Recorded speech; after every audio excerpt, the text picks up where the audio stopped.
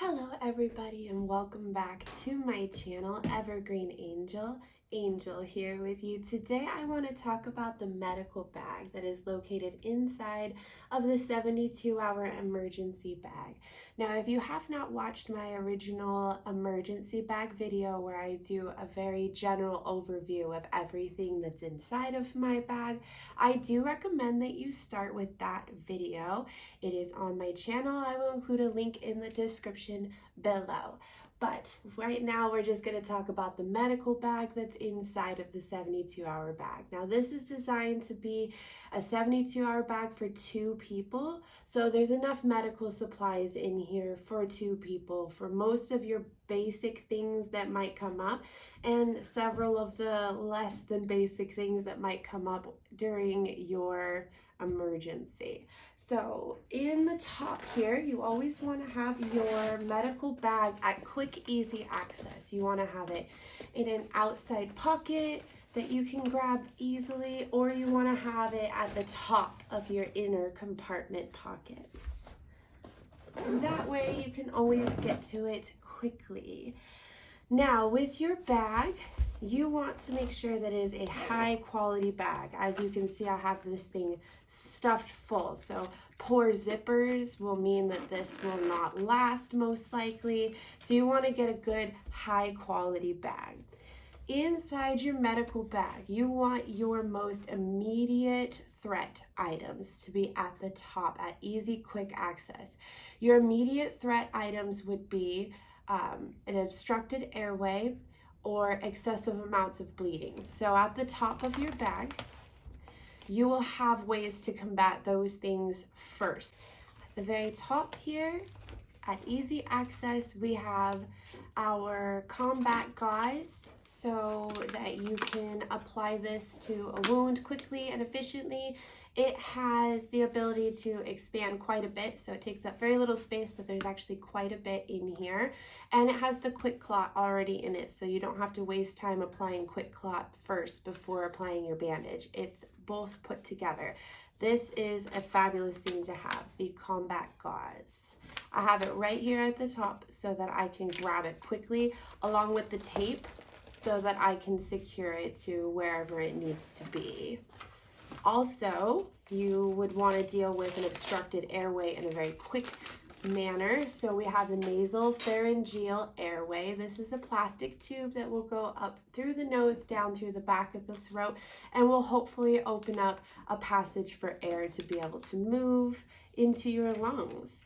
Also for bleeding, if it's an extremity and it's a serious problem that needs to be handled quickly and efficiently, you have a tourniquet. I have also seen some people use these as a way to slow down venom from snake bites.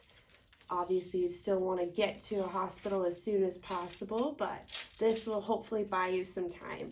You'll apply it to the extremity and give this a couple of twists.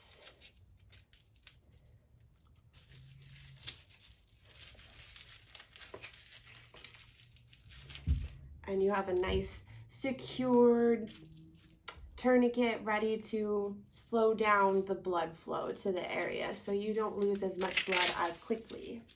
You want to have this out of the plastic, ready for use, and in an area that you can quickly get to it, otherwise it doesn't do near as much good. Okay, we've covered the tourniquet. Then you have some feminine hygiene products. I keep it up towards the top here because I'll probably be using this a lot more frequently, hopefully, than I'll be using gauze and things like that. So feminine hygiene products, check. These can also be used for wounds. You can put it into the wound. It will expand quite a bit, absorb quite a bit of the blood. Good thing to have. Then we have some more bug repellent, insect repellent. You never know when you're gonna need more of that. A flashlight, but you do know if you watched my original video, I have several flashlights, easy access ones as well. So I'm never without light when I need to have it. Then we have our pain management options. In here we have long-term stored morphine as well as oxycodone. Now these you would want to be careful with, obviously. Also, you want to know when to use it and when not to use it. If a person has lost a lot of blood, you're not going to want to use things like this because that will just exacerbate the issue. Then we have our sticker sutures. Now these are great for as a wound is starting to heal. You can apply these to kind of keep it closed, especially during times where you want to get some oxygen to it. You want a way to keep it closed so that it won't stretch open and reopen, but you need to get oxygen to it so that a proper scab will start to form. These are great for that. Then you have extra foot bandages. Most likely one of the biggest injuries that you're going to deal with during these situations is blistered feet from walking for long periods of time, especially on uneven ground. If you haven't broken in your hiking boots, or if you're wearing the wrong socks, heaven forbid, there's lots of reasons why blisters would form, or maybe you're just walking really long distances and you're not used to that. You don't have the calluses for them. Feet blisters, they'll break open, they can easily get infected, and then you have a whole new survival problem. So having enough foot bandages is super important. In this little pocket here, I have a pair of clean gloves. This is extra bandaging, but this one is the chest cavity bandage. So heaven forbid you actually need this, but if there's some sort of entry wound into your chest cavity area, this is a thin plastic cavity bandage that you can put very easily over the top of the area. Pack some gauze in it first and then seal it. This will help keep bacteria and things like that out until you can get them to a hospital. Also, we have an extra large bandage in the bottom here that can be cut up into smaller bandages for use in smaller needs and things like that. Or you could keep the large bandage if you end up needing it for a really big boo-boo. Then I think that this is the most important bag that a lot of people don't consider. I feel like a lot of people consider items like these: tourniquets, gauze, tape, bandages, even sutures and things like that. I think are things that a lot of people have already considered for their emergency bag. But these are items that you maybe did not consider for your emergency bag. For instance, we have some amoxicillin. The amoxicillin that I have here is actually the fish amoxicillin. Now, fish will sometimes end up with infections and things like that, bacterial problems in the fish tank that will affect them. And then you put these into the fish tank and it clears out the problem. Well, it's the same stuff. It's just in much smaller doses. You can get these online or in the stores. And you'll end up kind of doing your research to figure out approximately how many you think you would need, but you don't want to just be taking amoxicillin. So this is for, shit has hit the fan and you have no access to medical care and you are extremely sick with something that just will not go away. This might help you. It might. So it's not a bad include. Ibuprofen, great for reducing inflammation. So if you have swollen feet from a really long trek, if you have a headache and your back hurts because you've been sleeping on the ground the last couple of nights, things like that, ibuprofen is fabulous for that. Pepto is a really good one to consider because when you're out there for long periods of time, even just a few days, it doesn't have to be super long, and you're eating, some berries or some mushrooms and it disagrees with your stomach, you have this. Also like acid reflux, people that suffer from that, if you're out there and you're just eating these heavy, high calorie, high fatty meals, you tend to, kind of exacerbate your acid reflux. So something like Pepto would be great for that as well. Benadryl. This will not help you in a life-threatening allergic reaction. So if you have allergies to nuts and bees and things like that, like the serious anaphylactic shock kind of allergies, you'll definitely want to include an EpiPen in your bag. But for things like I brushed up against the wrong grass, or my nose is just killing me because I've been out here walking through this field and I have seasonal allergies, things like that. Also, these help combat cold symptoms. So if you happen to have a cold when the apocalypse happens, these will come in handy to help you combat those symptoms. Multivitamins, in case this is a long-term scenario and you're going to have a bunch of gaps and things in your diet, having some multivitamins to kind of fill in those gaps would be pretty beneficial. Anti-diarrheal pills. Any survivalism nerd knows that one of the main things that you deal with when you're in a survival situation is dehydration. You want to have access to water, you want to have access to heat, and you want to have access to food.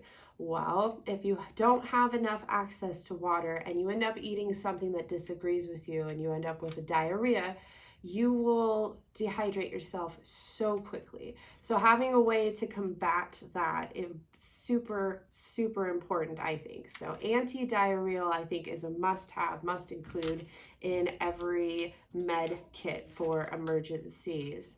Here we have the energized caffeine pills.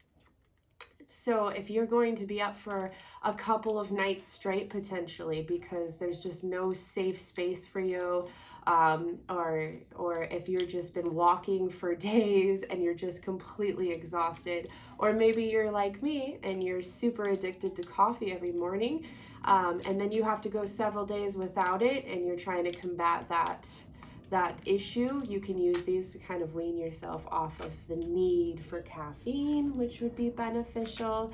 And then we have thermometer strips. These are great for a situation where there could be a virus that you're trying to avoid. This will just help you and your family keep track. If you think that somebody might have a fever, this could tell you quickly so that you can isolate that family member from the rest of you. Then you have IOSAT. This is potassium iodide, I believe is yes, potassium iodide.